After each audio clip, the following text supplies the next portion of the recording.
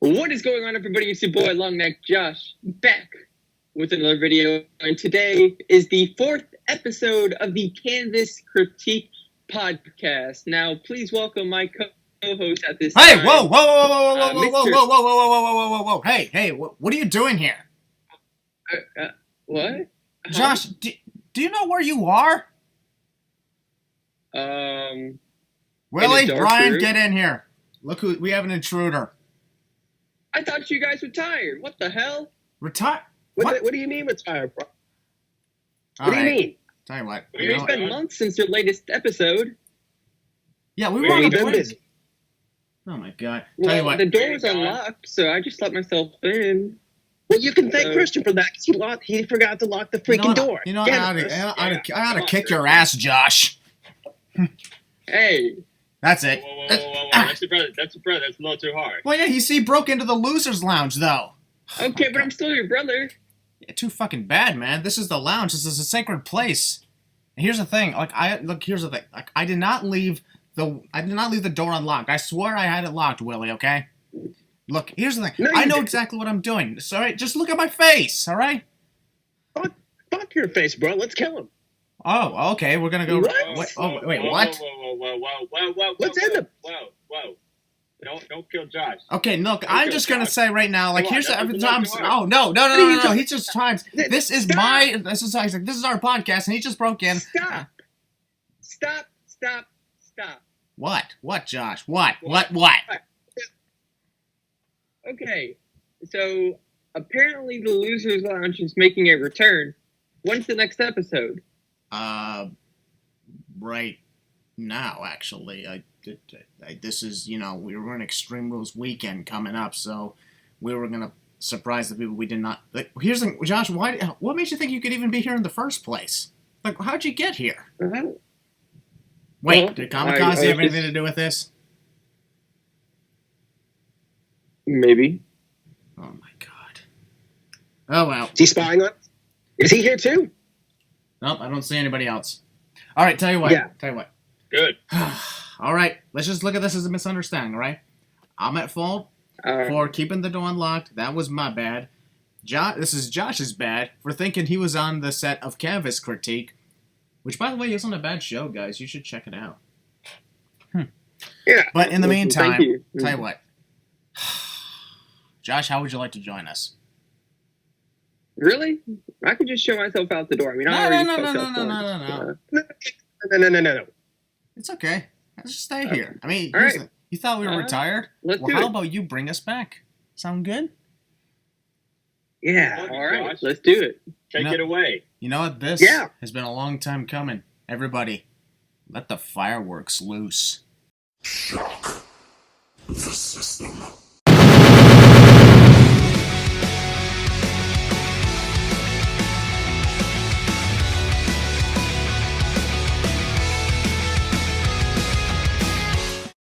What is up, everybody? Welcome to the next edition of the Losers Lounge podcast, and it's not just any next edition. Ladies and gentlemen, this is the return, the long-awaited return of our podcast, and this is the Season 3 premiere! Ha-ha! Oh, it feels damn good to be back! Woo. We're back, baby. Feels damn good to be back, so let's actually get by this right here. I don't think this guy needs an introduction because he basically just introduced himself at the very start of this whole thing, but why not? Our guest, 2020 Optimistic Hall of Fame inductee, Long Neck Josh. Hey, that's Optimistic Hall of Fame headliner to you. Well, same thing, but you get our point. Hey, you know what's actually interesting? We have one headliner, and the rest of us were last year's headliners. That's awesome to think about. All right. Josh, welcome to the podcast. Well, thank you very much. It's been a while since I've been on. And, gives me something to do. Yeah, and of course, as we said before, Josh himself has his own podcast now, Canvas Critique, with the Joey D's. It's really good stuff. I appreciate that, Christian. Very humble to be a part of it. And, we're trying to do something just to entertain the people. So, if you guys want, definitely go check it out. It's on my YouTube channel. And I guess the link will be in the description, right? Yep, I'm pretty sure. Yeah, I'm just kidding. Yes, it will be. Anyways, ladies and gentlemen, please welcome back to the Losers Lounge, our fellow losers. First off, Optimistic Hall of Famer, the Double R, Reister Ryan. What is going on, ladies and gentlemen? It has been a long time. Guys, it is good to be back. It felt like a very long time that we've been away from each other. But we have returned, and ladies and gentlemen, we are keeping 6 feet apart from each other. So, yes, just in case you're wondering. Yeah. But anyway, it's really good. I mean, no lie, I have missed this a lot, and it's good to be back here again talking to my fellow losers once again, and seeing all my good friends here again. It's been really good. But also, I hope you guys have been staying safe. We know that it's very difficult times right now. Hopefully, better times to come. But just want to say, I hope you guys are doing well. Stay safe. Love y'all so much, especially for me. Stay safe out there. But it's good to be back. All right. That is an amazing introduction. And now, sorry, I just had something stuck in my throat. Ladies and gentlemen, introducing two-time Losers Lounge Member of the Year, I always miss saying that, and Optimistic Hall of Famer, the Heelist of Ballers! Guess who's back? Losers Lounge. Tell a friend. What is up, ladies and gentlemen? It's your boy, the Heelist of Ballers, Tim Balor, Prince Balor, Nation, all the rest. And my God, has it really been 4 months, guys? Yeah, I mean, has it really been 4 months? Because I think it's been a bit long. But it is great once again to be back on the podcast once again. It's been a while. Sucks. Willie Shut up. sucks. Hey, we're only letting you in here because we love you. Yeah, we could just turn around and beat the hell. Yeah, we can actually just do that right now. Okay. Tell you what. All right, tell you what, guys. I'll tell you what. I'll take care of this right now. Josh? Yeah. Ow! Ooh. That's though. That's a warning. That's that. Anyways. Wait, whoa, hold on. I thought we said 6 feet apart. Oh. But we're fine. Okay, fine. No more slaps then. In the Can we meantime. Can we get a pole and just slap him with it? A 6 feet long pole. That'll work. At least just get a 6 foot length. Okay, That we're way going you crazy. grab the space.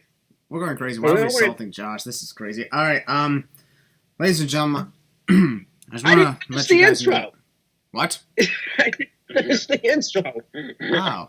But we are back once again on the podcast. It's great to be back. It's been 4 months. Yes, we're social distancing. Yes, we're wearing masks. I hope everyone who's listening to this podcast is wearing a mask.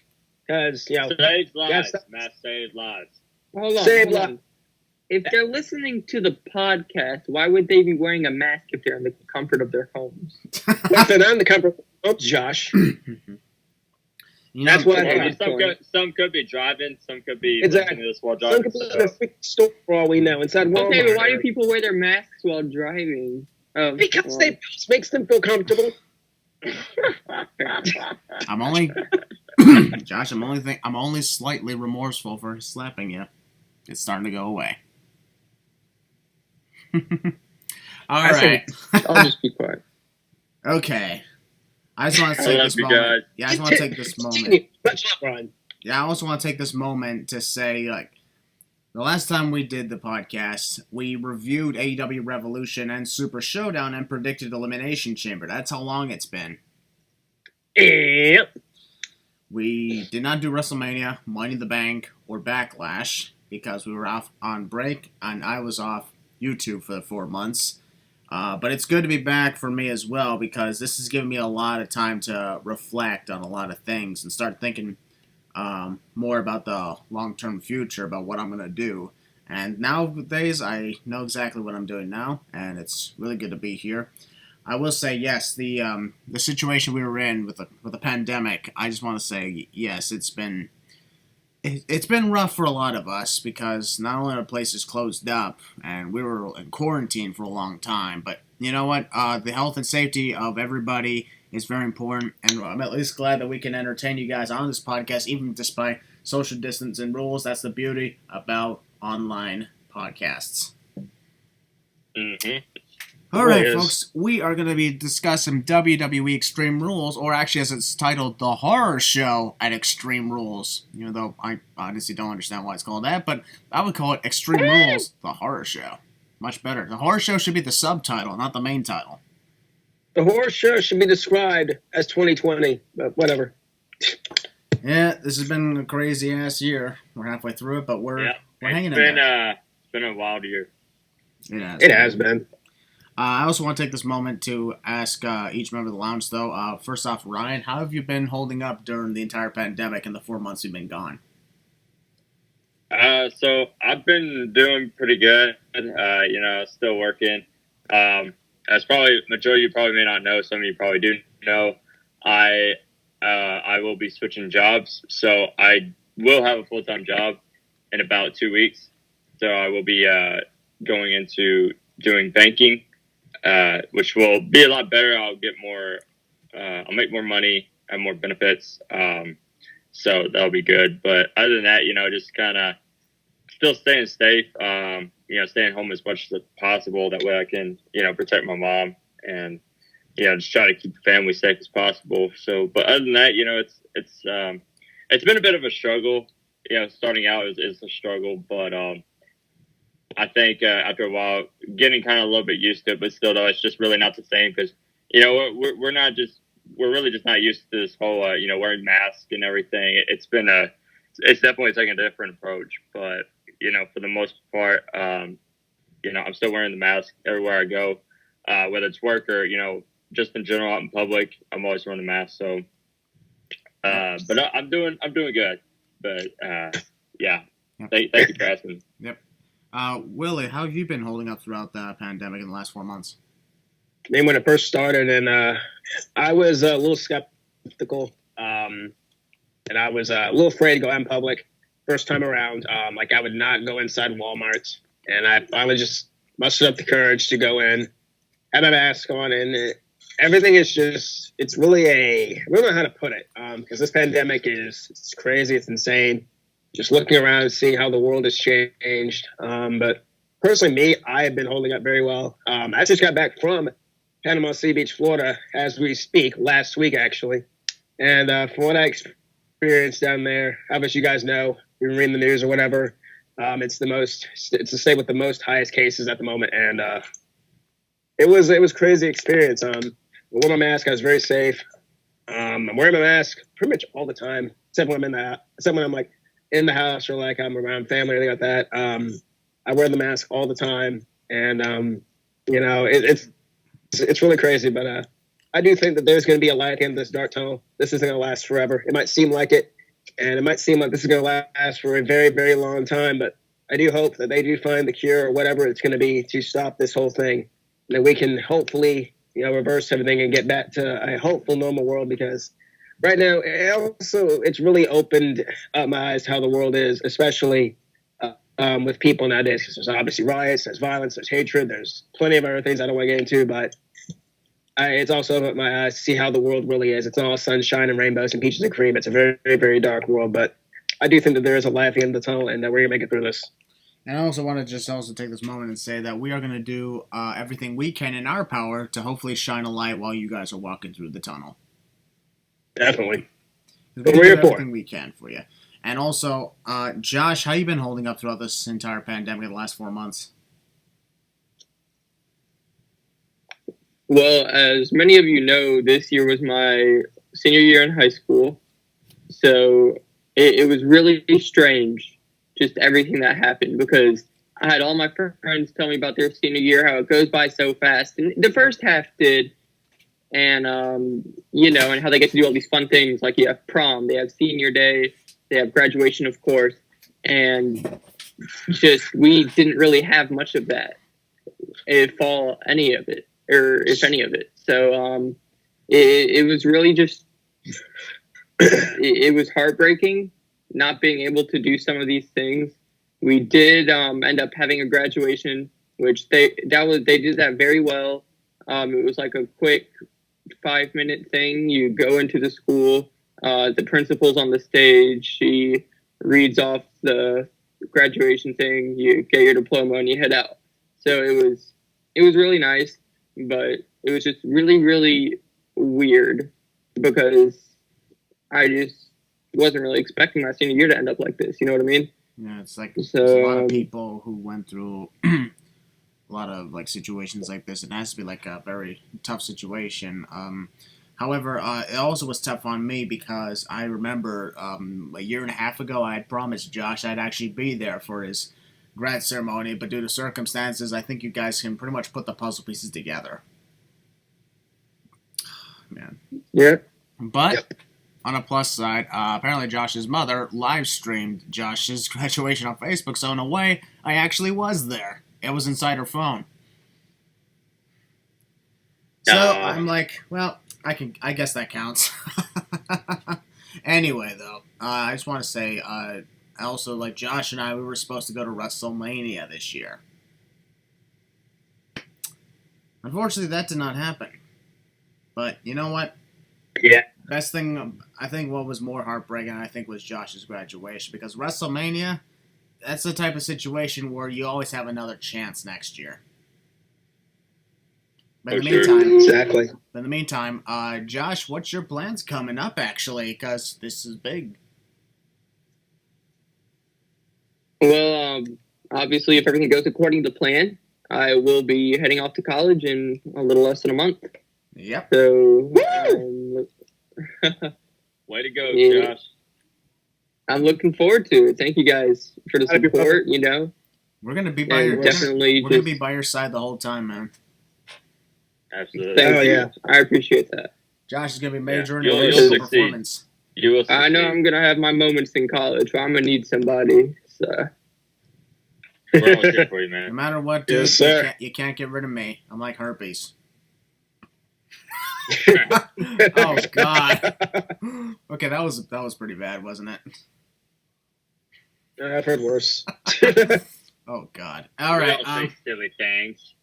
Let's move on, guys. We're now we're gonna talk about WWE Extreme Rules, or the horror show at Extreme Rules, which takes place. Oh my God, guys! It's taking place at the Performance Center. You don't. Wow. Yeah, the Performance Center. You know what? You know what I just realized, guys? What? What's that? I just realized. I think this is a record for this year. The Performance Center has held more events in a year than any single venue has in a year. Exactly. Wow. That's crazy. Really insane.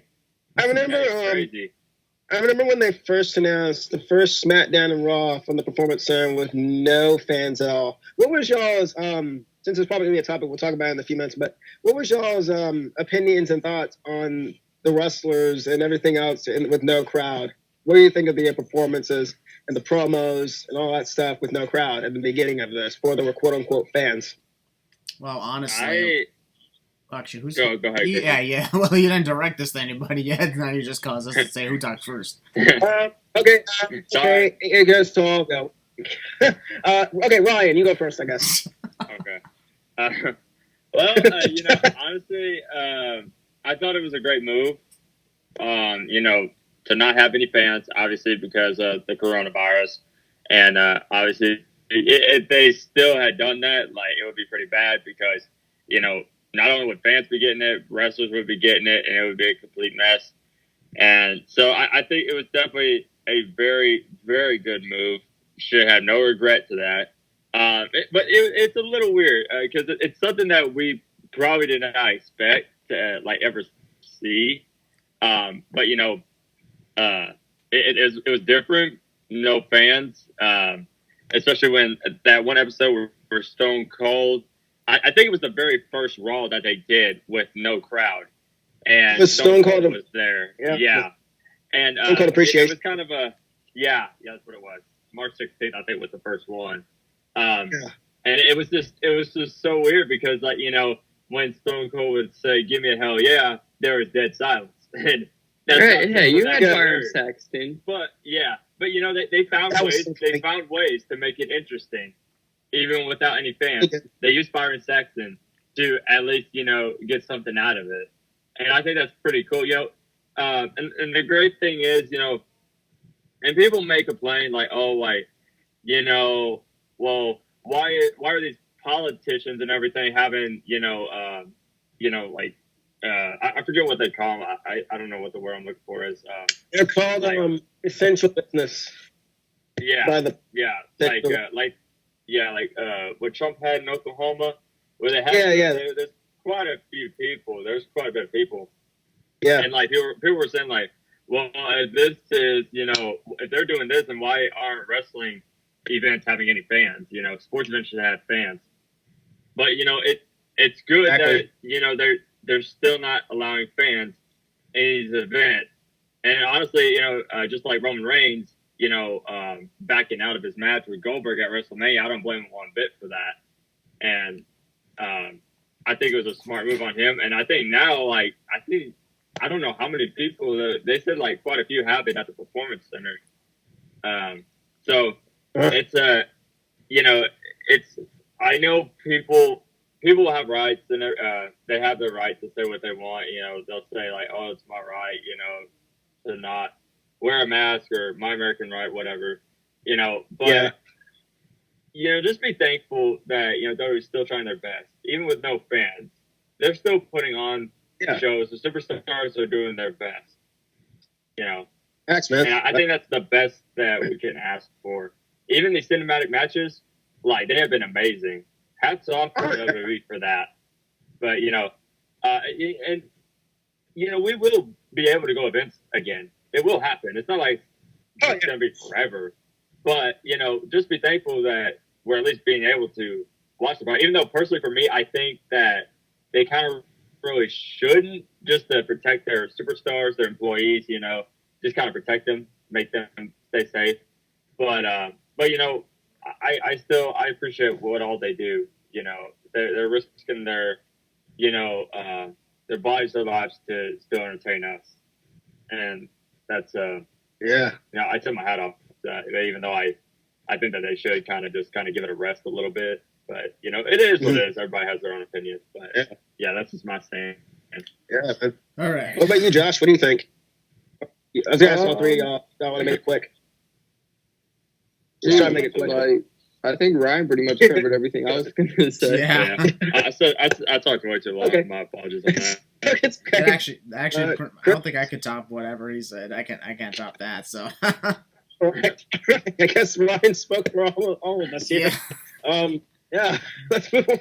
All right, we're gonna move on to Extreme Rules, guys. We're gonna talk about each of the 6 matches on the card. At the time of recording, let's see, there's 6 matches on the card right now. At the time of recording, this is Tuesday, being released on a Friday. So if any other matches get added in, we're not covering it. It's because of that time of recording.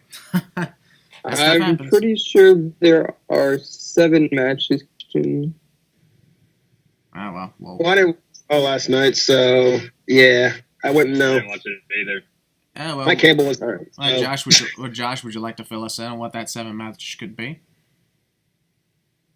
Well, I'm assuming the 6 matches that you guys have are McIntyre, Ziggler, Asuka, Sasha, Bayley, Nikki, Braun, Bray, Ray, Seth, and Apollo MVP. Yeah, pretty much. 7th match, we are forgetting about the bar fight unless it got canceled. Oh yeah. I think that most likely will happen, but yeah, we might as well talk about that, I guess, on the road. Is there any others, Josh, or is that it? No, that's it. Okay then. Anyway. All right, guys. Here's how things are going good. We're actually going to talk about the non-stipulated matches first, actually, before we go to the stipulated matches. Does that sound good to you all? All right. Yeah. Sounds good. Whatever you want to do. Plan. All right, we're going to kick things off then. Let's start off with talk about some women's action. The SmackDown Women's Championship, as the champion Bayley, who's, aside from that 5-day title reign with Charlotte Flair, has basically been a champion for over a year now. And she's defending the title against Nikki Cross. So, heel Balor, kick things off. What do you think? Oh my God! I mean, I'm excited. Bailey and Sasha Banks have been the best part of television, for me at least. They're funny. They're entertaining. Bailey's been doing a great job. She's finally coming to her own as a heel. And I know months ago I said that she was not fit well to be a heel. It wasn't going to fit her character. It wasn't going to fit her as a person. But man, she proved me wrong. Her promos are getting better. In-ring style is getting better. Her and Sasha just got done saying are the best thing going on television nowadays. Hey, And you also you said sorry for interrupting, but you also said that I remember back in our Clash of Champions predictions last year when Bailey was still face, you said she needed to start shitting on the kids. He has nothing to say about that. Oh god, that's still the greatest moment of Losers Lounge history.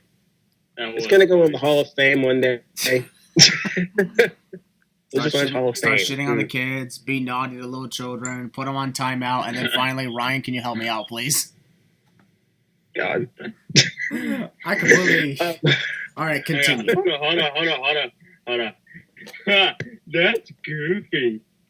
Oh, Lord. Yeah! Double RS to Ryan's Goofy moment. Goofy. I missed that. All he needs is the goofy laugh, and we'll be complete. All right, you were saying about Bailey? Yeah, she's as I said, all that stuff I just got done saying. Nikki Cross, she's good, she's great. Her and Alexa Bliss have been doing great as a tag team. That's about it. That's really it. It's just a shoehorn, just to give her a shot at Bailey, for Bailey to probably I don't know, probably win or whatever. I don't know, but we'll talk about it in a minute. But yeah, I mean that's all I got, man. Bailey and Sasha have just been the best part of TV for me. Like they've been great. Loving it. That's all I gotta say. Not really I'm much excited for the match. Just that. What's up? Not really much to say about the Bailey Nikki Cross match, huh?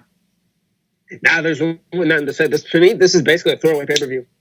Yeah, I guess you could say that this match will be achoo! The sneeze break. Yeah.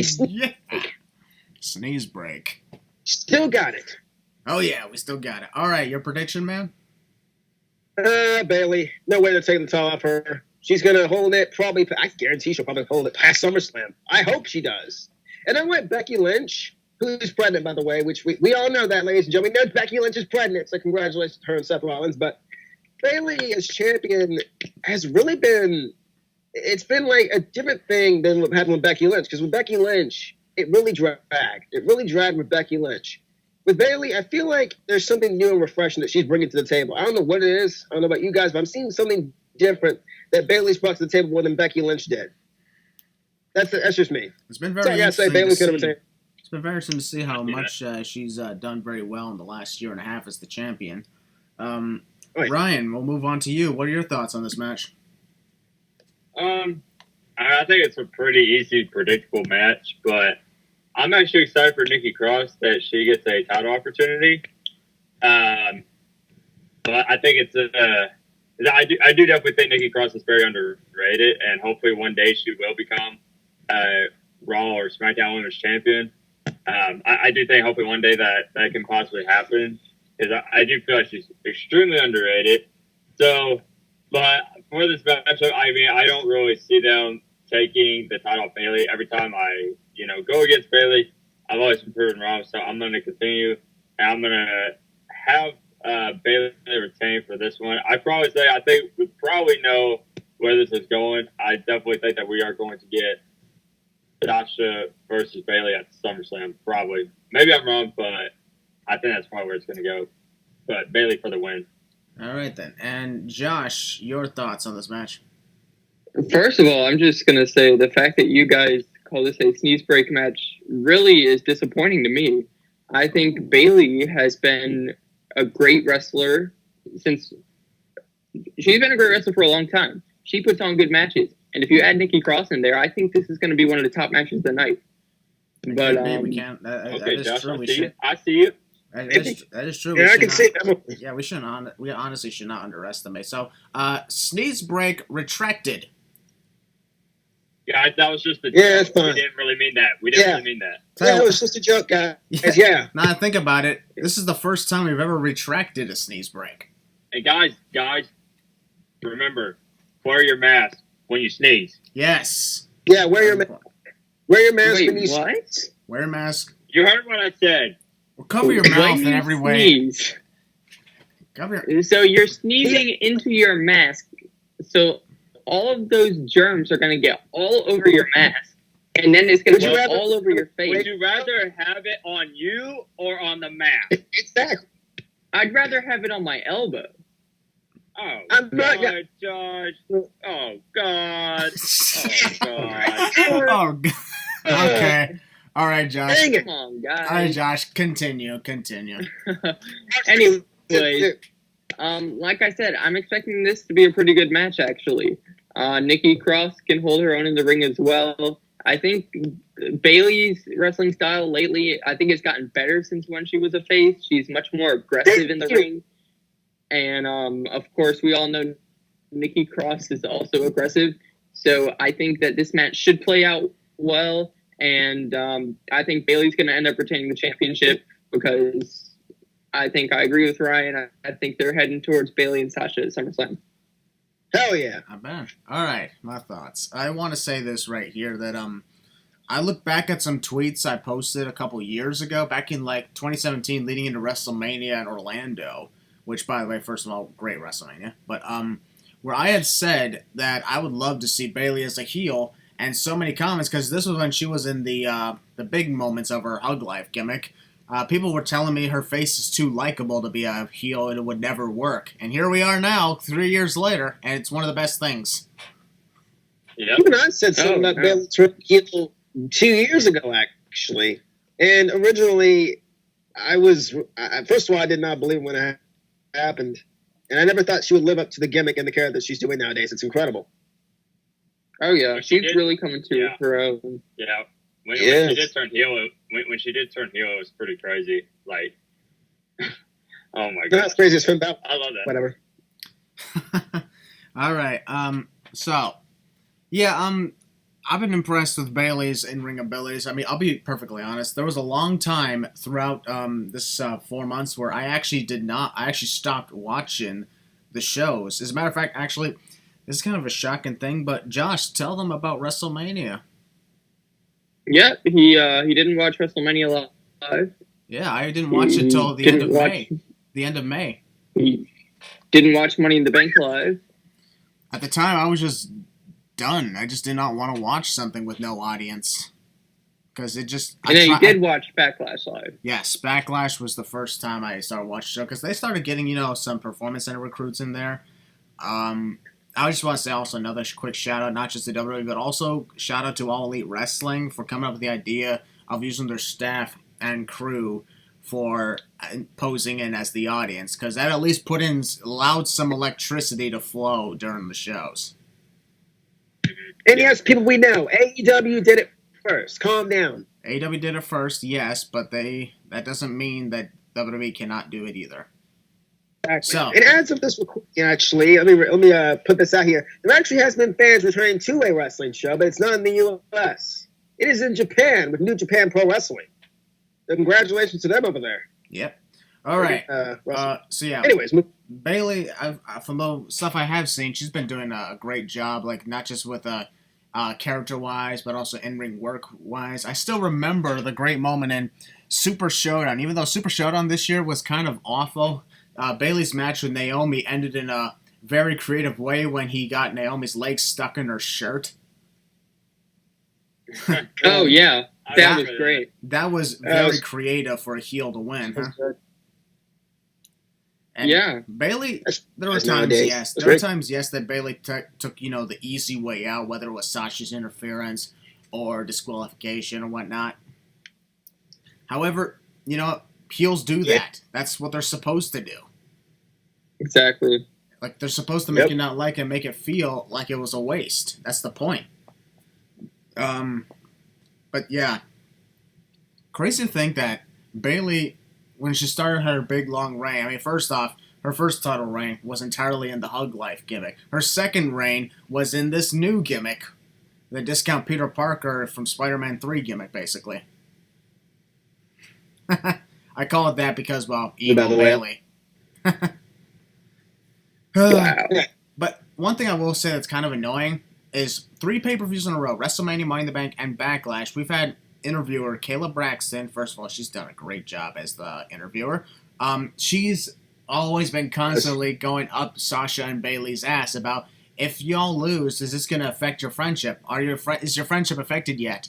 And I'm like, this is not just making it obvious that they're going to feud at some point going down the road. This is basically giving you the whole damn chapter book. Yeah, they even had Charlotte Flair pull the strings a few weeks ago. I don't get it. Like, we know they're going to be feuding soon, but please don't let us in on the secret because we already know what's going to happen. Like, let it play out on screen. Don't tell us. Of course, the commentators bring it up almost every time Sasha Banks and Bayley are involved in a segment or a match. Yeah. It's so annoying. Like, just let the story play out on screen and stop telling us. Yeah, that's the only thing we already have Sasha Banks clearly eyeing the SmackDown Women's title. We've seen that several times. Yeah. I mean, in my opinion, a few weeks ago, she was looking at it. In my opinion, that's good enough. Yep. So that could really work out. But the constant. So you guys gonna break up or what? That's what they're basically saying. So you guys broke up or what? Yeah. I'm like, that's not exactly how you milk up a good feud here. It's like, we're feuding all because the people won't shut up about it. Oh, my Lord. In the meantime, Nikki Cross, as much as I'd like to see her as the SmackDown Women's Champion, I'm like, as of right now, Bayley is dominating, and now's not the time for this. This is basically like, it could be a great match, but Nikki Cross is a transitional opponent here. It's kind of the truth here. She's a transitional opponent. Not going to win the championship. Bayley's going to retain the title. That's my prediction. And, well, we'll see how the future goes. And Nikki deserves a great chance in the future. So, fingers crossed, she might get it. Speaking of which, we're going to go on to the next match. We're going to go from talking about one member of the Women's Tag Team Champions to the other member of the Women's Tag Team Champions, Sasha Banks, as she is challenging the Raw Women's Champion, Asuka. Okay, that's also another thing. People also, I want to take this moment, I'll actually go first on this one. I want to take this moment and say people are complaining because of the fact that Sasha Banks is a SmackDown wrestler despite challenging for the Raw Women's Championship, and they're saying that this is the whole wild card bullshit, and I'm like, did y'all forget she's half of the Women's Tag Team Champions, which means she has every legal right to be on any show. Hello? Women's Tag Team Champions! Not to mention, here's the thing, they hardly defended their tag titles. Actually, they did recently, and at Backlash as well. But honestly, I'll be perfectly honest. Sasha and Bayley are the best Women's Tag Team Champions. That's not saying much, but they are. Agreed, 100%. Because, here's the thing, they're not doing much defending of it, but that's because there's hardly any tag teams. However, they are doing a good job at making it look like they're such a big deal. Yeah. Bayley dose straps. That's funny. That's I honestly, like that. it's better than Becky 2 belts, honestly. And speaking of 2 belts, I will also take this moment to say congratulations and shout out to Keith Lee on his big victory. Oh, yeah, baby. My boy, glory. oh, my God. I remember tweeting out 3 months ago saying that Keith Lee should be the one to dethrone Adam Cole. 3 months later, I still can't believe it. I still can't believe it. We'll probably talk about that. We'll probably talk about it another time when we get to talking about an NXT show. But I just want to take this moment to say congratulations to Keith Lee on becoming NXT champ while hanging on to the North American title. Congrats to that. However, back to the topic of Asuka versus Sasha Banks. As we all know, Asuka, and here's the thing, guys. Like, what the fans need to realize is Asuka was not literally handed over the title. She won it in the Money in the Bank ladder match. Exactly. But why didn't they tell us that? Did they? Oh my God! Because they wanted to surprise y'all. You see, I wonder what would have happened if the SmackDown woman won the Money in the Bank briefcase. Would it have been the same scenario? Probably, like, they move over to Raw? Yeah, that's the thing. Yeah, Becky was clearly pregnant. Here's the thing. She can't wrestle pregnant. Who were the women we had from SmackDown in that match? Carmella, Lacey Evans, and Dana Brooke, right? Yes. Dana Brooke took the funniest spot in that Funniest spot in that match. Oh my god. Yeah, she unhooked a false briefcase. And here's the thing, to this very day, I still don't understand why in a random conference room there's a Money in the Bank briefcase hanging above the ceiling. I'm like, why? Oh, I agree 100%. That was so funny. There's some pretty odd and funny moments in that match. Especially the moment with AJ Styles and Dana Bryan in Vince's office. I was cracking up so hard. Dude, that's what's so great about these cinematic matches. I love them. Yeah. So, Oh my Well, let's God. not get too sidetracked. yeah. Anyways, Asuka won the Money in the Bank ladder match on the women's side. And as a result, she won the Raw Women's Championship. And let's just be thankful. It was a good thing that she won that one. Although, could you imagine if at the time Becky's rival Shayna Baszler won that? And Becky basically told Shayna, "You're the champion." I don't think Shayna would care that she's pregnant. She'd knock her out. Yeah. Shayna's a different kind of beast. So, She's basically this is kind of a crazy, weird thing to say. She's Abby from The Last of Us. Oh my god. Big, muscular, destructive. Maybe she likes playing golf too. Oh, too soon. All right, moving on. Moving on. Anyway, Asuka won the match. I loved Asuka's reaction when Becky said, "You're the champion." I'm the champion. Yeah. Cracking up. Asuka on commentary is great. That's the greatest thing about Raw. Yeah. Oh, dude, facts. That's what kind of won me over with her once again. Like, she's funny. She's charismatic. She's been a pretty good champ so far. I've enjoyed it. Quick question. Does anybody know what she's saying, though? Probably the Japanese people do. You see, for me, I don't think Asuka should be that funny character. I think she should be taken more seriously. I think it's the fact that she's funny that makes people at first not take her seriously, but that's what leads to their downfall. Yeah. Yeah, that is true. Yep. It's all right. I just It's like okay how she to just like gets so hyped up over that. Like she's so hyped up on commentary. Just let me answer. I drink Mountain. Basically, how I would quote it is, just gotta let loose. I mean, just because you're a big dominant champion doesn't mean you can't have a little fun. I mean, look at Brock Lesnar. He likes to have fun every now and then. Look at Drew McIntyre. We'll get to it later. Look at Drew McIntyre. Yeah, Josh. Brock Party, yes. Brock Party. Bring that back. And also, congratulations to Asuka. She's the first person to have won Raw Women's title, SmackDown, NXT Women's title, Women's Tag Team titles, Money in the Bank, and the Royal Rumble. That is a legendary status right there. She's basically done it all, so nobody can say that she's not being treated right anymore. Yeah. Yes, sir. She's done pretty much everything now. I mean, anything that's worth a big prize. Yep. That's why I say the Elimination Chamber and Hell in a Cell, they don't count. They're not compared to Money in the Bank and Royal Rumble because, well... Anyway, Asuka's defending against Sasha Banks, and here's... God, I don't remember, but... Has Sasha Banks ever faced Asuka? I don't think so. Maybe Sasha, yes. She has faced Asuka before. On Raw 2 years ago, I believe, and there was this very scary spot that I believe Sasha was going for a suicide dive, and she mistimed it. Yeah, and Josh was what I'm talking about. That she mistimed it, and Sasha almost broke her back. Yep, it was so scary to watch.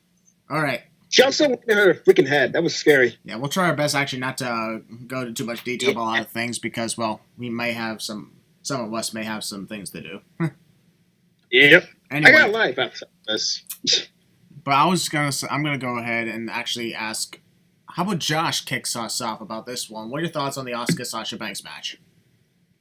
Okay, first of all, I just want to address the people who are saying Sasha Banks is going to win the Raw Women's Championship, and then she's going to face Bayley in a winner-take-all match at SummerSlam. You're so funny. No, I'm just saying... I don't need another double champion. Not to mention, Sasha's already won the Raw Women's title. She's clearly eyeing the SmackDown title. If she wins the Raw one, that whole thing was pointless. Exactly. Plus, Uh-huh. How are they going to defend their titles, their tag titles? Yeah. Exactly. Right. But yeah, Josh, continue. Have some sort of falling out. All right. I mean, I don't know. Not of to course, mention, when too many double champions, in my opinion, is hogging the gold. yes, Exactly. Yeah. Like, it's been seeing way too many double champions as of late. 4 double champions It's- in the last 18 months. Becky Lynch, Seth Rollins, Bayley, Keith Lee. For Keith Lee's case and Becky Lynch's case, that was actually cool. Seth Rollins, we were like, why? Bayley, at first I was like, okay, I'm a little skeptical, but I see where they're going with that. But we don't need yet another one. yeah. All right, Josh, Here continue. you go. Just So, my pick for the match is Asuka because another thing that I think is kind of giving it away is, of course, Raw Talk. Kairi Sane said if Asuka's still the champion, she wants a match. So, I'd love to see that. give me that SummerSlam, please. Heck yeah. Asuka Kairi Sane, that'd be awesome. You know, actually, mhm. oh my God, just imagine if one of them went to SmackDown. Like, example, let's say Kairi Sane went to SmackDown. Went to SmackDown, won the SmackDown Women's title, then we get a triple threat between Asuka, Kairi Sane, and Io Shirai. At Survivor Series. Could you imagine? That would be awesome. But unfortunately, it's not looking like that's going to happen. Yeah, probably not. But you know, it's okay. We'll get whatever we get when the time comes. It will be Exactly. satisfied. But yeah, Asuka is my pick to win this match. All right then, Ryan, your turn. I think this is definitely going to be a pretty good match. Definitely. Hopefully it's like I'd say probably at least good 15 minutes, maybe 10, 15 minutes. Just good action. That's really all I hope for. It'd be cool to see Sasha win the Raw Women's title, but then again, like, you know, it just wouldn't really make sense for her to win the belt when, you know, her and Bayley are the Women's Tag Team Champions. I think it would just be a mess. So I got to go with Asuka. Yeah. All right. Willie, your thoughts. Actually, you have a lot to say, so I'll let you go last. No, I don't have a lot to say on this. Oh, okay. I am set up here. It's not that much. Alright, go ahead. I'm excited for the match. I think it'll be good. You guys pretty much said that what I was going to say anyways. I think they're just prolonging the inevitable, which is Asuka retaining, and obviously Sasha's going to move on to Bayley. So it's easy. Just give it to Sasha. That's what I mean. Give it to Asuka, and then you can do the feud with her and Bayley at SummerSlam or whatever. Yeah. And personally, I want to see Kairi Sane and Asuka. So Asuka's retaining. All right. There's And no- for my case, There's no- I will say that, like, going back to what Josh said, it wouldn't make any sense for Sasha Banks to win the Raw Women's title and have a title for title thing with Bayley at SummerSlam because, for one thing, yes, that is asking for too much here. The Women's Tag Team Champions competing for 2 singles titles at the same time just would be a complete mess. Not to mention the whole thing, I'm guaranteeing, is leading up to Sasha being the one jealous of Bayley's success, given how long Bayley's been the SmackDown Women's Champion in her first reign and her second reign. Sasha Banks, on the other hand, she's been doing good at retaining the women's tag titles, but when it comes to singles titles, she's never had any good luck whatsoever. And so I'm just saying, like, if Sasha were to win the Raw Women's title, that wouldn't really kick things off for, like, a big feud with Bayley, because she'd be like, oh, I got gold now. Huh. I guess I don't have to be jealous Her about ego's anything. even bigger. So if Sasha loses, that is going to further infuriate her. Make her more jealous, and then boom! That's why the right move is for Asuka to retain the championship. That's my prediction as well. Asuka to retain the championship. Because the Sasha Bayley thing, they already have the SmackDown and the women's tag titles. We don't need the Raw titling in this at all. So it just really would not be good. Would not be best for business. Oh, no, again, I 100% agree. All right, guys. That's all of us for Asuka. Wow. All of us for Bayley in the previous one. All of us for Asuka in this one. Will we have any differing predictions? We'll have to wait and find out. Maybe we will in the next one. The next one we're talking about is Apollo Crews versus MVP for the brand new United States Championship. Now, I'm going to start off with Josh, since he's actually an Apollo Crews fan here out of all of us. Actually, the biggest Apollo Crews fan out of all of us here. Yes. First off, I want to say, I'll ask you these 2 questions, Josh. What were your thoughts on Apollo winning the title, and what do you think about the new championship? All right, what do I think about Apollo winning the title? Honestly, for me, I think they should have built him up just a little more. But it is good to see him have the championship because he kind of went from, barely getting TV time to United States Championship almost immediately. So that's why I'm saying would have liked to see them build him up a little more before he eventually won the title. But I'm very happy for him regardless. Of course, he's the current United States champion. And I've been a fan of him ever since his debut in NXT. He's one of the most athletic big men. Well, he's, you know what I mean, like muscle-wise. Like, not many people who have that much muscle can pull off moonsaults with ease like he does. So I'm very happy that he became the U.S. champion. And what do I think about the new title? I think it's the best-looking championship on the WWE main roster right now. All right. That's all I got to say. All right, Willie, your thoughts on Apollo winning the title and your thoughts on the new championship? As Josh said, they should have built up Apollo Crews a little bit more as a contender and a legit, I guess, a threat to the United States title. I was very happy he won it. My thoughts on the new title. At first, I didn't really like it. I was like, what is this design? It's a bit generic, but like hours later, I'm like, okay, this thing is cool. And yeah, it's a pretty cool title. I am going to miss the old design because I think we all grew up on that design. But, I welcome change, and this is a very good change, and I like it. I like the new title. All right. So that's it. And Ryan, same questions to you. I was really happy that Apollo Crews won the title. Like Josh and Willie said, I think they should have probably built him up a little bit more. But, I think, for the most part, I think they did really, really great with them. It's great that they're finally actually seeming to at least kind of use them right. Because I know, for quite some time, they just kind of didn't really know what to do with him. But, he's been doing really good. And so far, I love his matches. And so I'm really happy for Apollo Crews. I really am. And my thoughts on the new United States title. At first, when they released it, when they first showed it, I didn't really like it, but I didn't hate it either. I thought it was just kind of, it's just kind of whatever. But in that one pic that they showed first, but then I think it was an hour later they showed a more HD picture of it, kind of up close. And I'm like, okay, that actually grabbed my attention. I'm like, that's actually pretty cool. So it's pretty much growing on me now. It really kind of gives me a WCW United States title vibe in a way. But I think it's going to be pretty cool. Obviously, I prefer the old belt a lot more than the new one. But, hey, I think the new belt is going to be pretty good. Oh, no. For me, I definitely prefer the new belt than the old one. Yeah, I see that. That's all right. To each their own, right? However, I do think that the best United States Championship design by far is still the WCW United States Championship. I love that championship, the way it looked. Yep. Yeah. Okay. I personally love the IWC stuff, but that's just me. I enjoyed the scene Apollo Crews win the U.S. title from Andrade, and I did not think that they would pull the trigger on him for that after all these years of almost hardly no TV, and even when he was with Titus Worldwide, things weren't looking that well for him. So I had my concerns that he was going to be released very soon. But look where we are now. He's not just United States champion, but he's also now, he's basically got, I don't know, does he have the new title, or does MVP still hanging on to it? Pretty sure MVP is still hanging on to it. MVP's hanging on to it from what I've seen.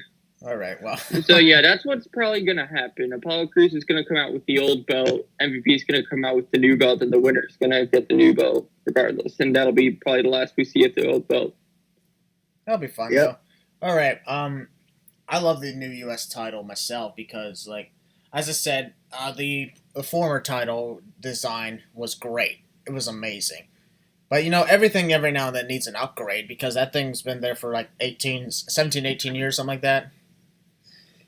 And 16. Debuted in 2003.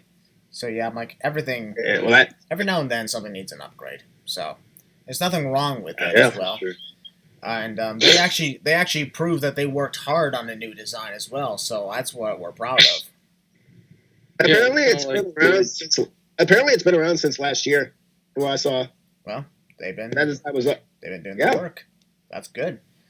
Yep. Now let's talk about the match itself. I believe, despite the fact that MVP is he's got that new championship. I don't think he's gonna win it. He's basically just been Bobby Lashley's hype man, or a better version of what Leo Rush was. I mean, no offense to Leo Rush. I'm just saying, like, his time as the hype man was the worst. God, yeah. When he wrestles, that's a different story.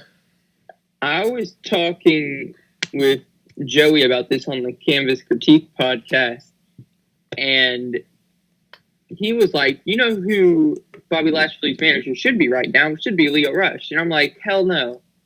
Like, I'm a big Leo Rush fan, but honestly, he was much better on his own, and they really just I'm still really pissed off that they released him. Yeah, well, these things happen, unfortunately. However, Yep. So yeah, this is why I don't see MVP winning right now, because I guarantee he'll get more. He's pretty much been getting more attention than Lashley. That's the funny part. All right, well. So yeah, my prediction is Apollo Crews for this match. Josh, your prediction? Apollo Crews. Enough said. All right. Ryan? Apollo Crews. Enough said. Willie? Apollo Crews. Enough said. Wow, I'm saying this way so much. I'm sorry. It just feels good to be back on YouTube. Well, 3 matches in a row, we're all on the same page. Yeah, we're all on Apollo Crews side for Bailey, Asuka, Apollo Crews. We're now going to the stipulated matches. Cruise control.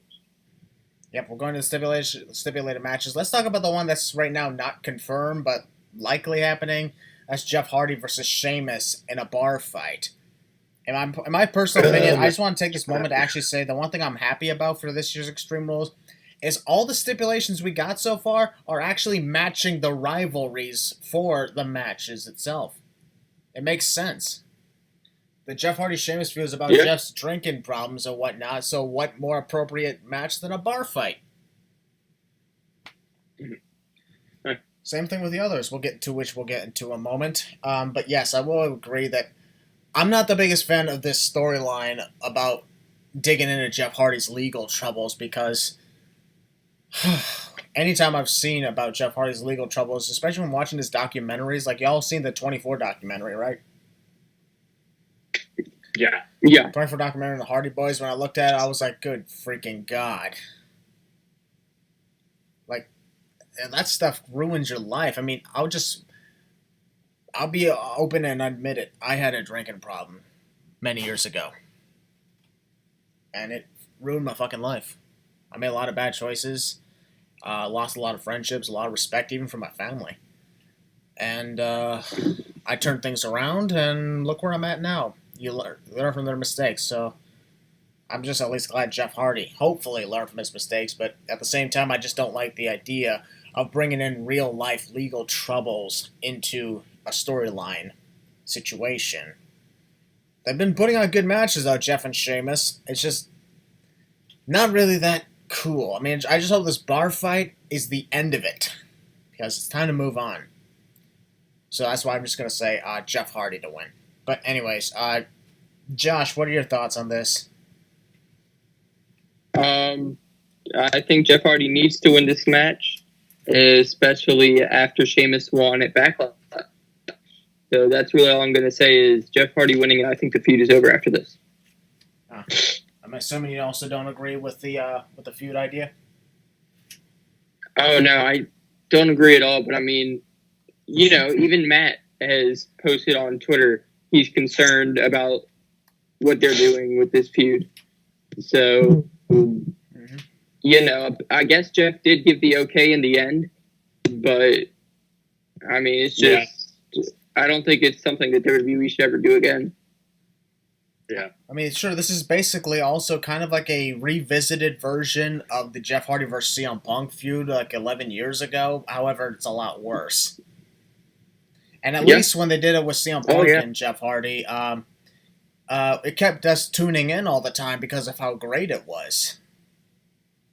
Oh, yeah. And they didn't get too personal with CM Punk and Hardy. And they got personal, but they get to the point where it's like, oh my God, this is going too far and it's crossing the line. Especially, I'm not sure if any of you guys noticed this, but when Jeff Hardy did the whole sometimes it's better to get pissed off than pissed on thing, and he threw his cup of urine on Sheamus' face. That's a repeat of what happened however many years ago, because Shawn Michaels did the exact same thing with the McMahons. Yep. In some ways, you might as well say that WWE are remaking storylines now. They're basically pulling a Disney with their live-action adaptation stuff. Yeah. Only difference is Disney's live-action adaptations are fun. Some of them. I like them all, but anyways, yeah, I guess that's a great prediction, Josh. So, Willie, your thoughts on this match and your prediction?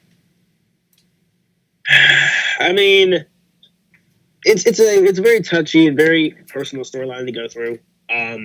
I do think that this storyline should not be happening, period. I've been seeing people say, oh, it's helping Jeff Hardy. Oh, he agreed to this. He might have agreed with this, but coming from a fan perspective, I personally just am not in line with the storyline. I think it's not for me. And this coming from somebody who grew up with the storyline with Jeff Hardy and Punk. But I enjoyed that, unlike this one here. I don't know. There's so many things that are just coming through my mind with the storyline. I really don't know what to say about the storyline, but the match itself, I think it's going to be fun, I guess. I'm hoping it's good. I'm going to go with Jeff Hardy winning. I don't think Sheamus... First of all, Jeff got destroyed in the last match, a Backlash. So I think it's best to say that Jeff Hardy should win this rivalry and just please move on from this. That's all I got to say. I'm going to cut in. Jeff shouldn't get destroyed in the last match. That was a really, really good match. And, even when Jeff Hardy came backstage, Vince McMahon told him that was fucking awesome. So. He got destroyed through some of it. It was a good match. I'm not going to deny that. But in my opinion, he got a little bit destroyed. He got a little bit of offense there. But Sheamus was pretty much dominated through most of it. Yeah. That's just me. I didn't think of the storyline right now. Just move on with Jeff Hardy. Like I say, Jeff Hardy wins. All right. Ryan, your thoughts on this whole thing? Honestly, I mean, it's not really like... I don't really know. Each person's kind of, has a different perspective about it. But, I mean, personally, I think personal problems, like, it just really depends. Like, I don't really know. I don't really have, like, kind of an exact opinion on it. I mean, yeah, Jeff probably did get the okay, and that's perfectly fine and everything. I mean, I'm just kind of really there for the match. So, like, kind of whatever they do. They just kind of have to work it out. But, Jeff is an adult. He's responsible for his own actions. So, I do hope everything, does continue to go well for him, now and in the future. So, hopefully, I just hope, he continues to do well. I know sometimes he does have his problems, but you just can only hope for the best. But as far as this match goes, I just hope it's really good. And like Josh said, I probably would have to give the win to Jeff Hardy since Sheamus won Backlash. And I don't know about y'all, but I just have this kind of weird feeling that they're going to have a third match at SummerSlam. I don't know why, but I just have that weird feeling. In some ways, I can understand if some matches or some feuds are continuing on because, there are quite a number of wrestlers who are either not there or can't be there because of our situation. Yeah. Roman Reigns is a big example. I mean, everybody thought he was like I believe insane Reigns for walking out. Yeah, I believe Reigns was the biggest loss that they had, right? Oh yeah, but I don't blame him because he's protecting his family. And not just that, but also himself. Yeah, he's at most risk for this stuff. So yeah, he's protecting himself and his family. Yep. All right, guys, we're gonna respect to that. Let's see. Brian, you made your prediction, right? Yeah, I'm going with Jeff Hardy. All right. We all say Jeff Hardy in that one. We're all on the same side again. Yep. But I will say, bar fights sounds like fun. You got me. A bar fight would sound fun. Just only if you have APA. Yep. Yeah, the APA should make a cameo. Yeah, the APA and Stone Cold. Oh my god, how cool would it be if, like, you know, the bar fight's over, they leave. Like, JBL shows up. He sees the destruction. Ron Simmons comes in and he just says, "Damn!" And they leave. My God. Y'all remember that? I'm sorry to kind of get this off track, but y'all remember the time when Sheamus and Cesaro were becoming a tag team and they had that bar fight with a whole bunch of, like, you know, indie guys that were, you know, just there? Mm-hmm. Yeah. All right.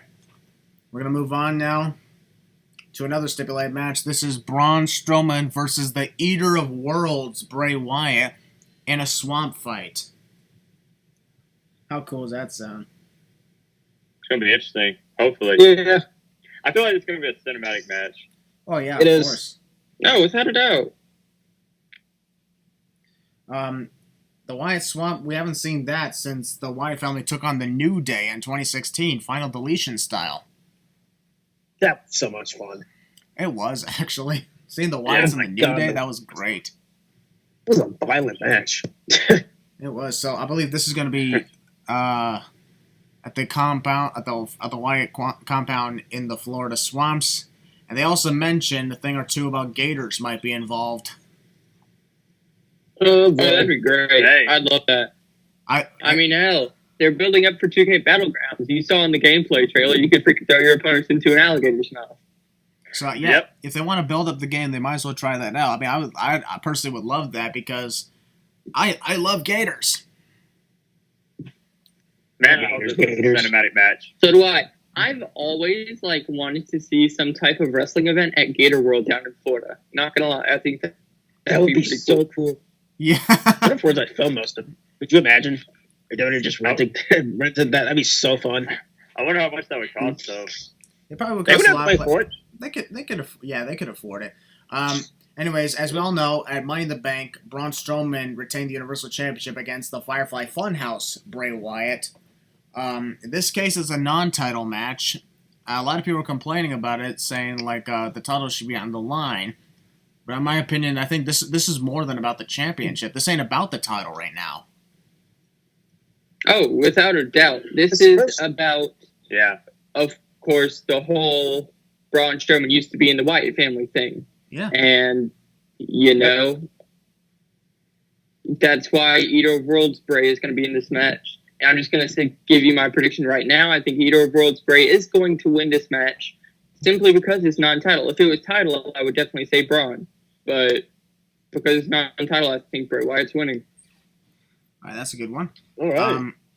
I like that. I just hope I hope a lot of crazy, creepy shit actually does happen inside this compound, because we're talking the Wyatts here, like one of the scariest factions in wrestling history.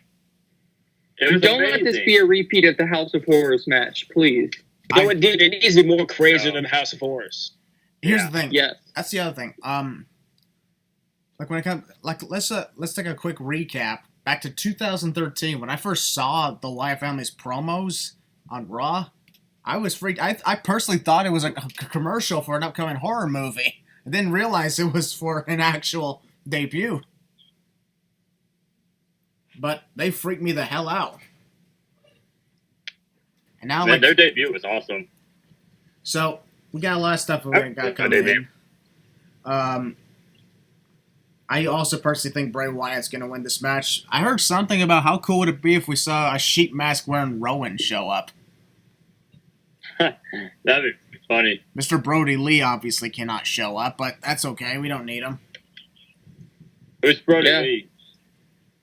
I mean, you've been having a lot of returns with guys who were previously have been released recently, like Heath Slater, of course, the most recent example. 2 Mondays ago, made a return, had a match against Drew McIntyre. Then, of course, they did the whole little 3MB reunion without Jinder Mahal, which that's unfortunate. Yeah, but Jinder's hurt. Otherwise, I think he would have been there. Oh, without a doubt. That would have been cool. Oh, yeah. All right. We're just going to continue on. Josh put his prediction. It's going to be Bray Wyatt. I am also saying Bray Wyatt. Willie, what is your thoughts on the swamp fight and how this might play out? Oh my God! I'm looking forward to it. Like I said, this needs to be more crazier than the whole Firefly Funhouse shit they did with John Cena back at WrestleMania. I do think we will see. I'm literally saying this right now. I think we will see Eric Rowan in this match.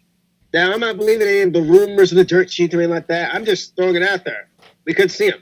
And since this is non-title, I'm going to piggyback off everybody else. I think Bray Wyatt's going to win. There's no need to have Braun Strowman win this match here. It's not about the title anymore. This is more about revenge. This is personal. This is getting out there. And I'm very excited. I hope we see someone getting flamed into alligator pond, because I want to see it. It'd be cool. How cool would it be if Bray Wyatt is the one? Bray Wyatt should be the one that gets thrown into the gator-infested waters.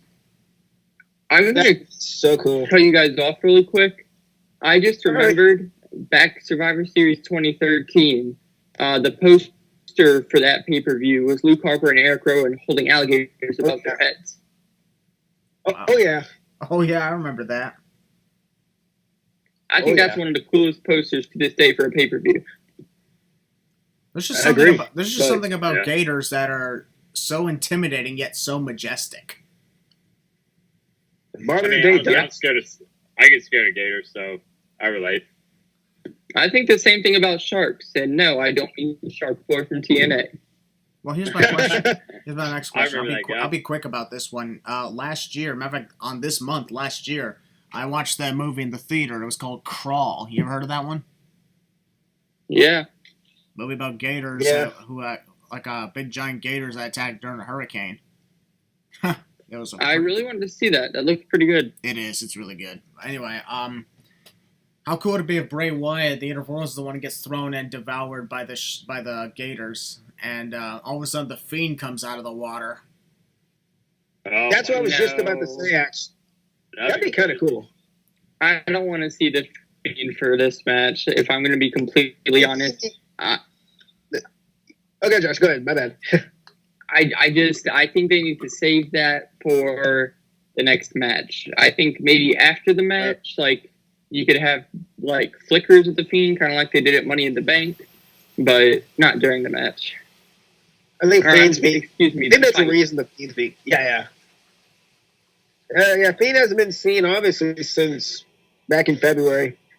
So I think it's best to keep him away. And I guess they're trying to make us forget about what happened to him losing to Goldberg, or it losing to Goldberg. Well, we saw him at WrestleMania. Yeah, I was about to say, wait a minute, February? Yeah, we saw WrestleMania, but still. They're not going to let that go. But, I think we're going to see the Fiend at SummerSlam.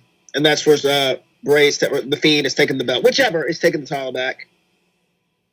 That's all I got to say. Yeah.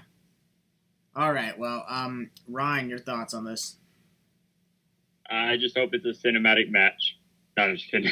I think I do think this is going to be a very good match. And let me be honest with you. Y'all probably know I do love Braun Strowman, but I have not been a fan of his title reign. Like, it has just not clicked for me. And it's just 3 years too late. But I do think I will say this. I think Bray Wyatt has played a very good part in his run and has made at least his title run a bit interesting, because I honestly love Bray Wyatt too, and I think like these two are absolutely going to put on a very good match, especially this match here at Extreme Rules. So who knows what's going to happen? I think we're going to see some very crazy stuff, but I think it's going to be pretty awesome. Yep. And like you guys said, since it's non-title, I think the only reason this is non-title is for Bray Wyatt to win. Maybe Strowman could win, but I don't think that's going to happen. I think Bray Wyatt is going to win. And who knows what happens after that. Maybe we get the Fiend at SummerSlam. I don't know. Maybe we get another match between these two. I don't know where they're going to go with this, but I think Bray Wyatt is going to get the win over Braun Strowman. All right. There we go. That is pretty much, once again, we're all on the side of Bray Wyatt. None of us have picked a different person yet. Crazy. Well, we're about to talk about the next match. We may or may not have different sides on this one. We don't know. We got Rey Mysterio versus Seth Rollins in an eye for an eye match. And when I first heard about that, I was like, okay, how does that work? But then when I found out the way to win the match is to literally take your opponent's eye out. I'm like, holy crap, that's some see no evil shit. That was only when I actually saw that on Instagram. I was like, wait, what? I was like, okay. Fucking God, we really are a horror show, huh? That's probably why they have the tagline. It's going to be some graphic stuff right there. Yeah. Without a doubt, Seth Rollins, of course, was talking on Raw last night about how this match is one of the most sadistic WWE has ever seen. And I think he did use the most sadistic, I don't think it's the most sadistic, because I think definitely the Inferno match is more sadistic. Oh, yeah. But it's definitely up there, you know what I mean? So it'll be interesting to see how this plays out. Well, I'm assuming they're gonna do this by means of either CGI or have a fake eye and whatnot. This apparently is going to be cinematic. Oh yeah, that's the only way to do it. Matter of fact, I think this whole night might be cinematic. That'd be great, actually. It'd be like an entire movie. Fine with me. That's what I'm thinking too. No, I don't think they're gonna do that with just the regular title matches. Okay, yeah, True. one on that one, but I think that'd be awesome because it'd be like, I guess this is a WWE Studios movie and a pay-per-view at the same time. Oh my God. That's one thing you definitely have to give credit to WWE for, is they've been really doing a great job with the cinematic matches. Yeah, and I think the only way they can ever pull off this eye for an eye match, no pun intended, pull off. I think the only way they could ever pull this off is because of the fact that there's little to no audience, and those in the audience are crew members, not fans. So I think that's the only way they can really pull this off, because they can actually evolve and do a lot more crazy things with it, and that's why I was very happy with whether it was the Boneyard match, the Funhouse match, the Money in the Bank ladder match, or even the thing with the Viking Raiders, or that.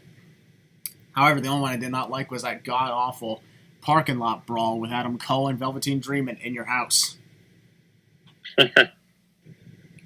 NXT in your house absolutely sucked. Anyway. It was Alright, well, anyways. For me, it was pretty big disappointment. I was expecting a lot more. I was expecting a lot from Adam Cole and the Dream, but they let us down on that one. That's in the past. We're talking about the present, or rather the future as of now.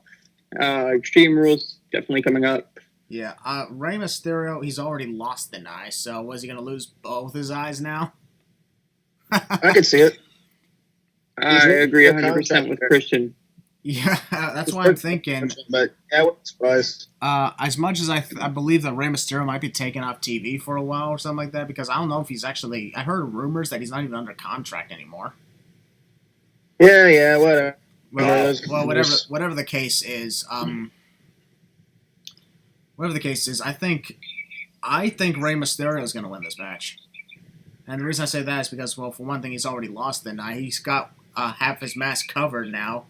So you can only see one of his eyes now. The other one is covered up. So that's why I'm like, if Ray loses, he's going to be blind. That'd be hilarious. That'd be actually hilarious to look at, actually. But no,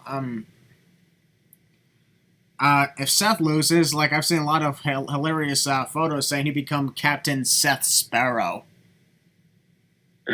I saw those. Those are funny. Yeah. Loser of this match is going to become a pirate. But, yeah. Hey, John Moxley was briefly a pirate for a while. Before he I've became seen people say he copied that storyline, which I find bullshit. Yeah. You know, it's funny that Chris Jericho tweeted that. He said, "You're welcome." I don't care what Chris Jericho says nowadays. Yeah. He's a... Anyway, I mean, it doesn't really matter. I mean, yeah. AEW copies stuff that WWE does, and WWE's copied AEW stuff. Yeah. Everyone's copying everyone nowadays. That's there are people copying. Britt Baker copied Bayley's gimmick. Now think about exactly. Think about this. I'd say there's a lot of people who copy the Losers Lounge. I mean, there's this podcast. It's called Canvas Critique. That was a blatant copy ripoff of us. Exactly. We're the fastest rising podcast on here. Yeah. We've been rising for 40 years. Anyways, moving Josh, on. you agree with that, right? Yeah. Josh? Yeah, Canvas Critique is definitely a ripoff of the Losers Lounge podcast. That's totally right, bro. Without How a dare doubt. they? Yeah. I You got total ripoffs. How dare you? You should give us However, you guys are not the fastest rising podcast. Oh, really? Yeah? Tuck your chin. Wow. Let's tuck your chin. Wow. I'm kidding. Good God. All right. We're going to continue on here. Isa said I'm predicting We love all podcasts. Rey Mysterio to win this match. Willie, you're next. All right, here we go. Seth Rollins and Rey Mysterio. I'm looking forward to it. Should be good. Should be gruesome, quote unquote. Seth's gimmick is amazing. I'm loving it. The Messiah stuff, great. Mysterio, Dominic, getting involved in the storyline is great. They're doing good. Dominic is literally coming to his own as a wrestler. Like, holy crap. I do think we will see him during this match. I do think we'll obviously see Buddy Murphy and actually, no, we're not going to see the other guy. I want to talk about him. But, we will be seeing Buddy Murphy. We'll probably be seeing Dominic. I think we'll be seeing Aleister Black and Humberto Carrillo or whatever. I think with the way it's playing out, I'm going with Rey Mysterio to win. Not only because I think Seth Rollins is going to lose. Let me phrase that. Seth Rollins is going to lose, but not only that, I do think Seth is being taken off TV because he's about to become a father. I think this will be like them writing off Seth. Well, I guess, maybe. Rebecca's not going to have her child till at least December or January. Well, yeah, I realize he has to be there for his wife still, but, could happen, could not happen, who knows? But, and I think there'll be another match. I do think there'll be another match. I think there's going to be like a third or final, or like a second or third or fourth. I don't know how long they're going to prolong this, but I think there'll be more matches between these two. Because Seth would obviously want revenge on Rey. And what better way to get revenge on than probably taking his son? That sounds so wrong. But I'm going with Rey Mysterio. Colin and Eddie Guerrero thing? Yeah, that's what people are actually comparing the storyline to that. Wow. I guess it resembles. Yeah, All Rey right. Mysterio's going to win. All right, you pick Mysterio. All right, Ryan, your thoughts on this? Oh, man. I think this is going to be a pretty crazy match. I don't know who's going to win, honestly. I have this feeling, I think sooner or later we will see Dominic compete, at least have his first match, his first singles match or something. Maybe at SummerSlam, I don't know. I don't know. I don't know when we'll see Dominic have his first singles match, but for this match, I think it's going to be pretty intense. I think we're going to see some. If it's cinematic, I think it's going to be some pretty crazy stuff, which I'm pretty sure it will be. But They're not somebody's eye for real, right? Right? What? I'm kidding. I said they're not anyone's eye for real, right?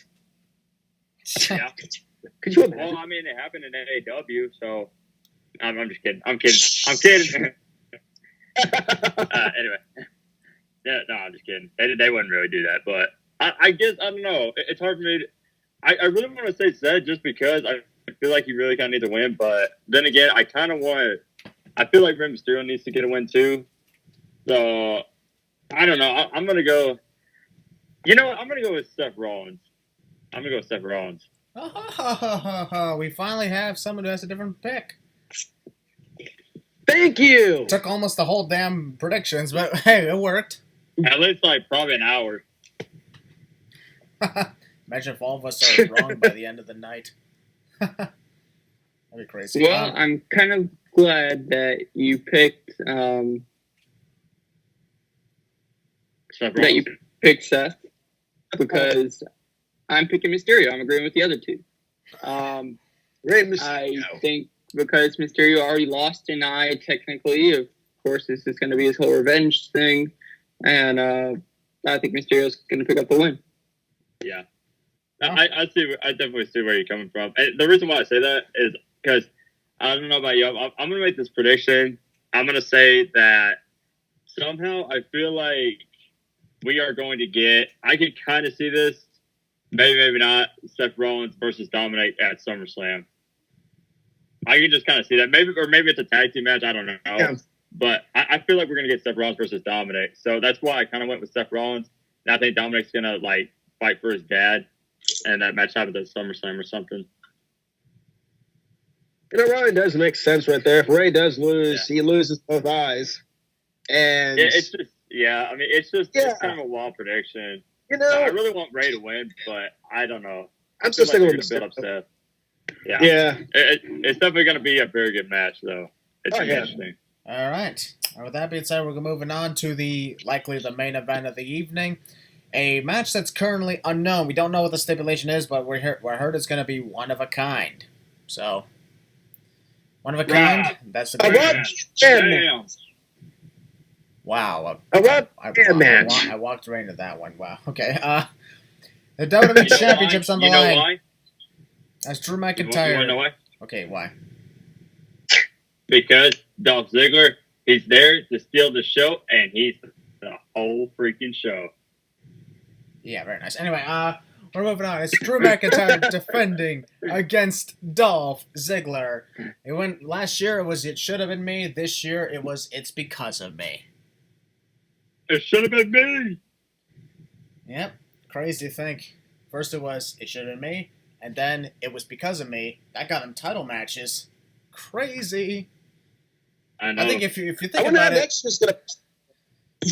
Dolph Ziggler's basically playing the role of a spoiled brat who wants to get everything they want and will whine and cry all day until they get what they want. So basically, you mean the internet wrestling community? Basically, the WWE universe. Yep. Yeah, it's the IWC. Yeah.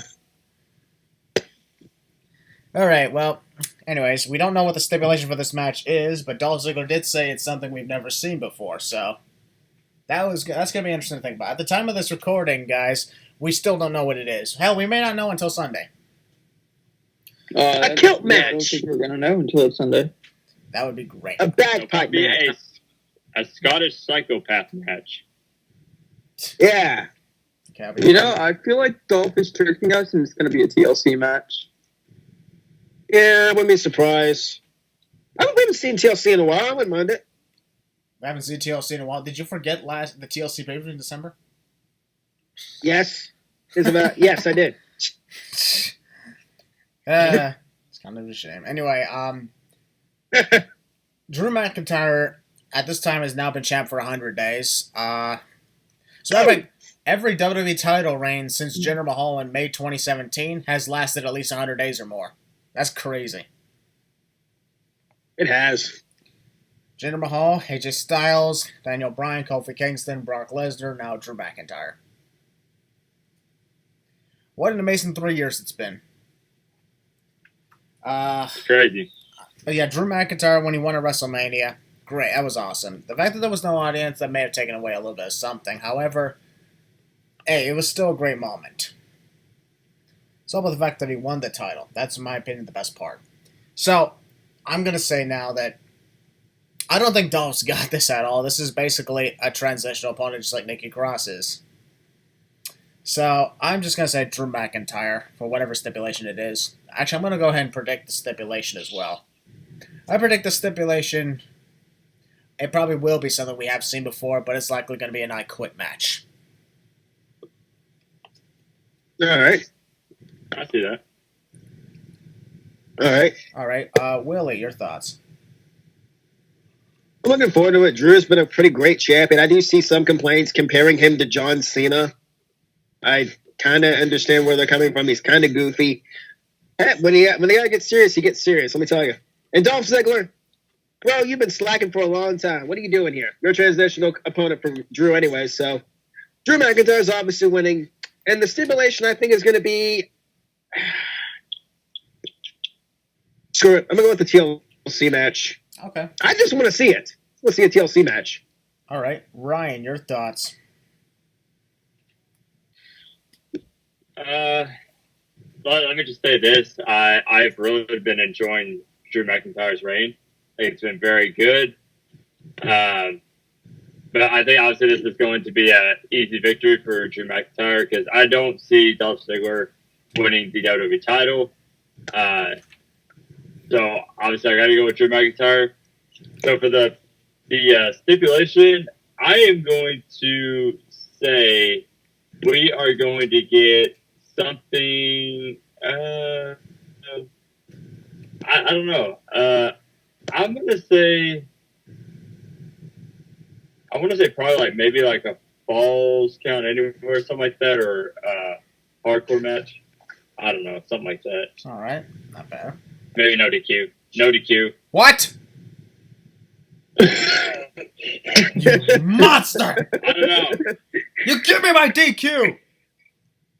It's the best ice cream. Blizzard. It's the best ice cream in the world. Speaking of which, I tried the coffee crisp Blizzard. It's amazing. I never tried that. I heard it's good. I did. I was with my brother, and it was fun. Nice. Anyway, That's what I like about Texas. Shut up. not in Texas. Anyway, and finally, State. Josh, your thoughts on this whole thing? I think that Drew McIntyre will be retaining whatever type of stipulation match it is. And I also think that the stipulation will be a Scottish pose-off. Scottish? Wait, what now? What's that? Scottish pose-off. Care to Is that elaborate? What? Scottish pose. Care to elaborate what that is? Scottish Bulldog? What is that? Just a pose-off. Like, do you guys remember Like the a- Ultimate So you Warrior have to wear Recruit like those. all those years ago? Yeah. Or when Scott Steiner, Triple H. Josh, you got some mic issues. I hear a crackling noise on your end. Same here.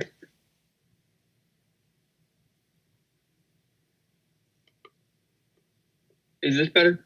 Yeah, much better. Try again. Okay. Yep. So yeah, the Scottish pose-off. Like, you guys have seen pose-offs before in WWE. Of course, we've had Ultimate Warrior and Rick Rude, Yes. Scott Steiner and Triple H. So that's what I think. This match is definitely going to be. No, I'm kidding. I don't know what the stipulation is going to be, but either way, I'm sure it'll be a fun match. Well, take a guess what you think it could be. I mean, there's a lot. There's like an entire library full of things you could pick. Yeah, because this is something that we have obviously never seen before. I think if Ziggler said that, I think it's going to be an original stipulation. Well, So all the other stipulations have been original, honestly. We've never seen a Wyatt swamp fight, an eye for an eye, or a bar fight at Extreme Rules before. yeah, That's what I like about this. right. They match. So this has to match up the feud with Drew and Dolph. They were former Raw Tag Team Champions. Dolph's always saying it should have been me. Drew's saying it'll be a was me. Robert Roode on a pole match. Oh, God. Oh my god. No, I think it'll be something to do with. Honestly, since Ziggler's picking, I think he's going to try to get into McIntyre's head somehow, and I think he's gonna say, "I'm going to beat you at your own game." It's going to be some type of Scottish match. So, like, maybe like they say it's a Scottish hardcore match or something like that. All right, we'll see. I gave a different prediction here. I'm still thinking it's gonna be a TLC match, but if he's trying to get into Drew's head, what about a chess match? What, Anyway, like an actual game of chess here? Is that what you're saying? An actual game of chess. An actual game of chess. They're going to sit in the middle of the ring at Extreme Rules and play a game of chess. If that happens, Willie, I will give you $500. You don't have I'm legitimately $500. serious about that. Okay, I'm legitimately serious too. If that happens, I will give you $500. Let's do it. I actually have something.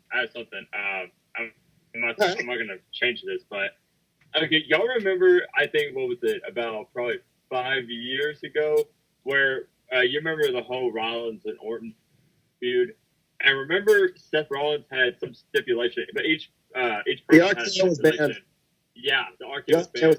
What if McIntyre says you cannot use the Claymore kick? You mean Wait, McIntyre would say you can't use the Claymore kick? Some finisher? Or Ziggler. Drew? Okay. You know Ziggler. what I mean. You know what I mean. Yeah. Shut up. That's actually smart. Yeah, Okay.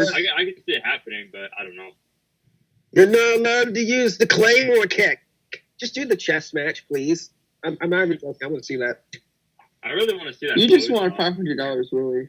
Maybe. I want to see a pose off. I'm sure you do.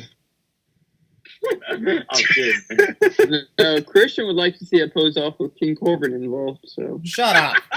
I mean, am I wrong? Yes, Oh, you're very wrong. Yeah. Yeah. He doesn't want to see a pose off with Corbin. He wants to see a pose off with Finn Balor. Yeah. Wait, what? What? Everyone likes when Finn poses. Oh God, I don't want to see. Well, Finny. at least just no, I'm kidding. I don't want to see Finny McFin.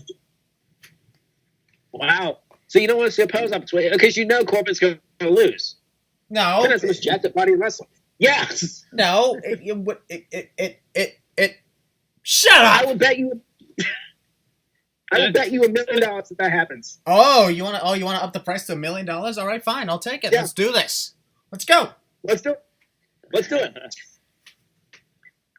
All right. Well. And that you heard it right here. All right. Well. At least me getting paid. All right. Well, we're all saying Drew McIntyre's going to win this match, and the only match where we each have a separate opinion is the Rey Mysterio Seth Rollins match. Aside from that, we're all on the same page. Pretty nice. Well, ladies and gentlemen, that covers the horror show at Extreme Rules. I'll just quickly say once again, it is a freaking great honor to be back on the Season 3 premiere of the Losers Lounge podcast. And, Yeah. And I want to say, Josh, this is not the Canvas critique. This is better. We love you, Josh. Stay. Do it for the See, greater I don't good. see why we have to compare different podcasts. Why can't we just all have our own thing? Well, here's the thing. Josh? Because do it for the greater good.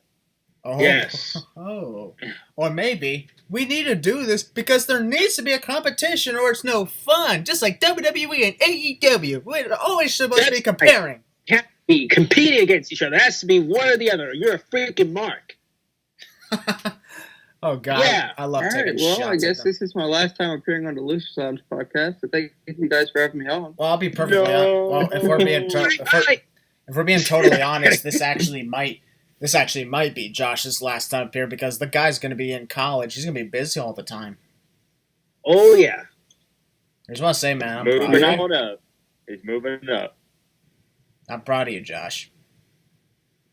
Thank you. And You'll do great. I want to say thanks for being here with us on the Season 3 premiere, man. It's always fun to have you here, and especially since after we had a lot of good and fun, had a lot of fun with the movie we made, Fate of the Sins, which, by the way, the losers absolutely loved. Oh, yeah. That was a great film. So, we also have something I wanted to say before we close off from our fellow member, Connor, who sadly could not make it. He wanted me to tell you guys that, for one thing, he misses the fans, he misses the podcast, and the dude is going to train to be a professional wrestler very soon. Hey. I'm proud of my That's boy. awesome. That's 2 losers in wrestling.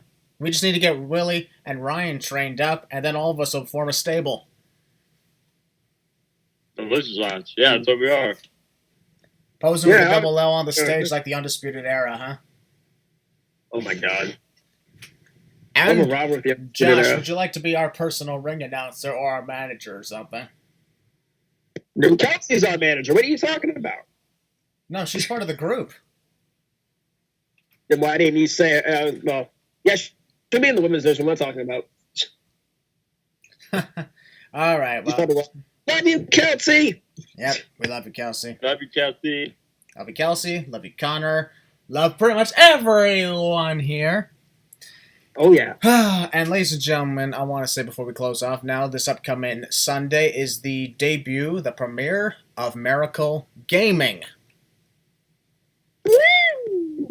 We'll witness me play Grand Theft Auto Online with some guests. That should be fun.